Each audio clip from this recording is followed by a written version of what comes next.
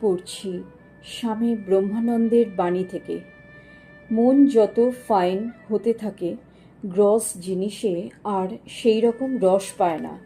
ধরুন আপনি প্রথমে পূজা আরম্ভ করলেন, কিছুদিন পরে দেখবেন আপনা থেকেই মনে হবে জপ করা ভালো, তখন জপটা বেড়ে যাবে।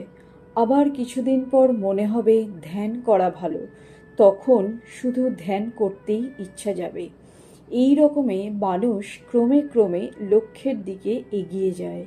একেই বলে ন্যাচারাল গ্রোথ বা স্বাভাবিক উন্নতি। এই রকমে মন যেটুকু লাভ করে তা কিছুতেই নষ্ট হয় না। ভগবত বুদ্ধিতে গুরুর পূজা, গুরুর ধ্যান ও চিন্তা করতে করতে দেহ মন যখন শুদ্ধ হয়ে যায়, তখন গুরু শিষ্যকে ইষ্ট দর্শন করিয়ে দিয়ে সরে যান।